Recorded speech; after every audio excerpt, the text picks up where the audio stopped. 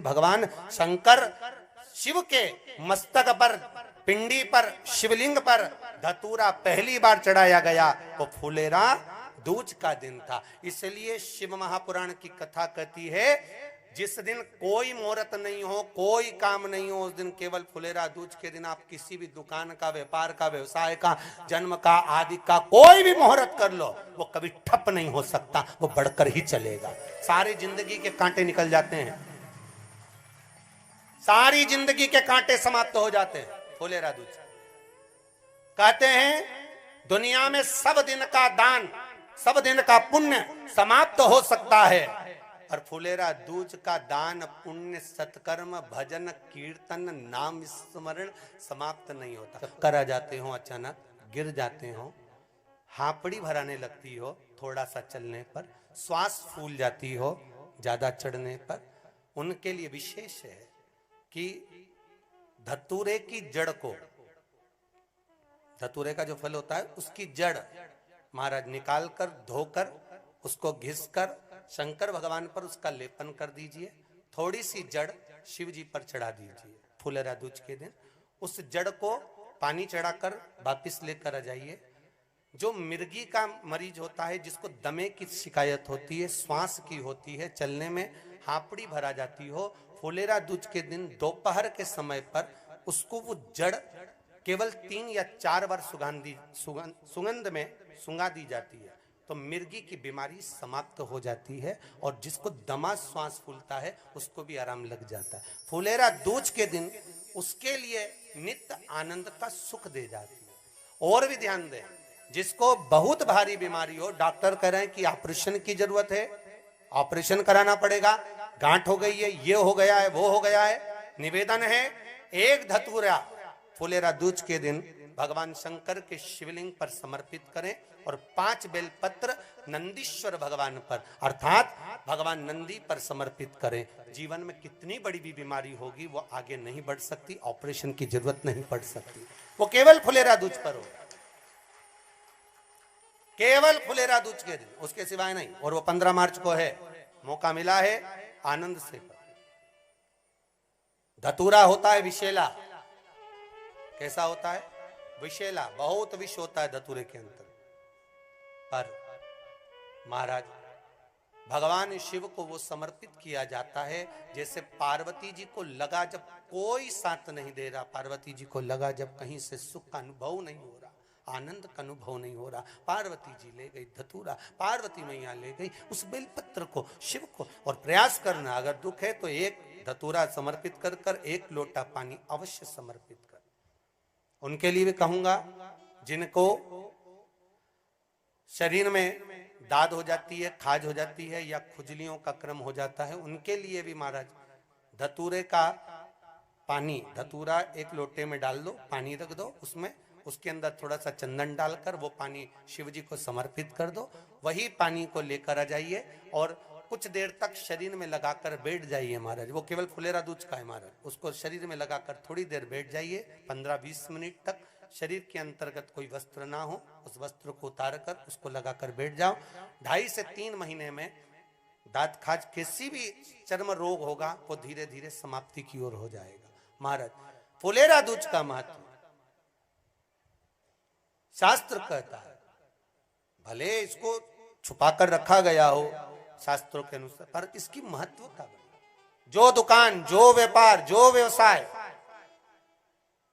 और पहले भी आपको कहा, मान लो आप शिवरात्रि के दिन रात को भगवान शंकर को धतूरा चढ़ाते हो व्यापार व्यवसाय के लिए, और वो धतूरा आप शिवरात्रि के दिन सुबह 4 बजे से पहले नहीं बांध सकते, तो उस धतूरे को फुलेरा दूज के दिन लाल वस्त्र में बांधकर अपने व्यापार वाली जगह पर बांध दो। जीवन में कभी व्यापार नीचे नहीं जाएगा, बढ़ता ही चला जाएगा।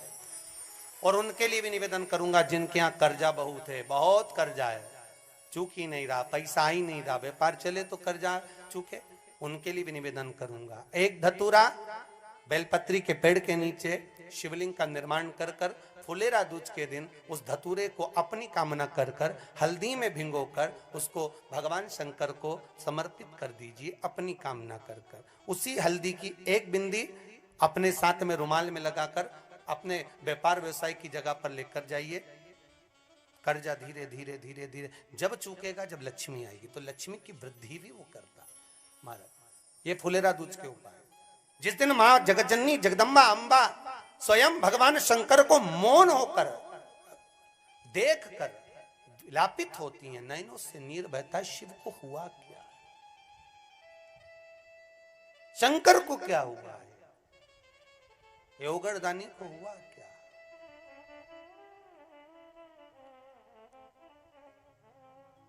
नयन जलता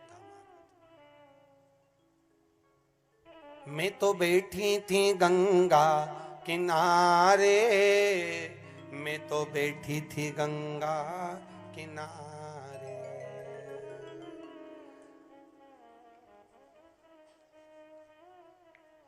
ऐसा धक्का दिया ओ भोलेनाथ, दिल तुझको दिया ओ भोले।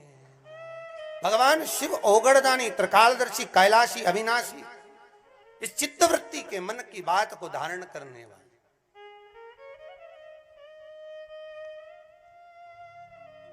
जिन लड़का और लड़की का विवाह नहीं हो रहा है, महाराज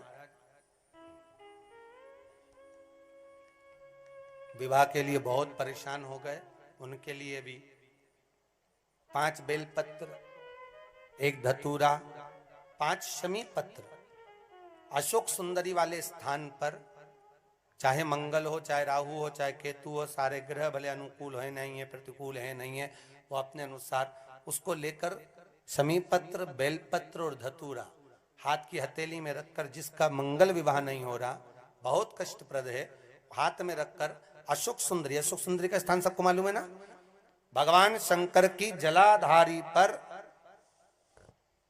शिवलिंग, पार्वती जी का हस्त कमल, जहां से चरण जल नीचे जाता है, राइट भाग गणेश जी का स्थान, लेफ्ट भाग कार्तिकेय का स्थान। जलाशय में से, जलाधारी में से जो जल नीचे गिरता है बूंद बूंद, वो शंकर भगवान की 5 लड़कियां, जया, विषहरा, शामरीवारी, दोतली और देव।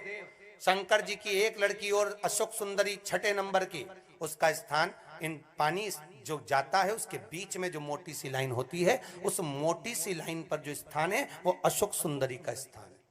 किसका स्थान है? अशोक सुंदरी। शंकर भगवान का संपूर्ण परिवार, जलाधारी माता पार्वती जी का हस्त कमल, चरण, राइट में गणेश जी, लेफ्ट में कार्तिकेय जी, बीच में अशोक सुंदरी, और ऊपर से जो 1-1 बूंद पानी गिरा रहा है वो है शंकर भगवान की 5 लड़कियां, जया, विषहरा, शामरीवारी, दोतली और देव। शिव की 5। तो जिनका विवाह नहीं हो रहा, अशोक सुंदरी वाली जगह पर हाथ में लेकर वो धतूरे के साथ शमी पत्र, बेलपत्र समर्पित करें और बाबा से निवेदन करें, बाबा आपकी कामना पूर्ण। फुलेरा दूज करें। अशोक सुंदरी पर जो धतूरा चढ़ता है, वैसे तो अशोक सुंदरी पर धतूरा बहुत कम चढ़ता है, केवल एक फुलेरा दूज का दिन ही ऐसा होता है जिस दिन अशोक सुंदरी वाली जगह पर धतूरा चढ़ता है। अशोक सुंदरी वाली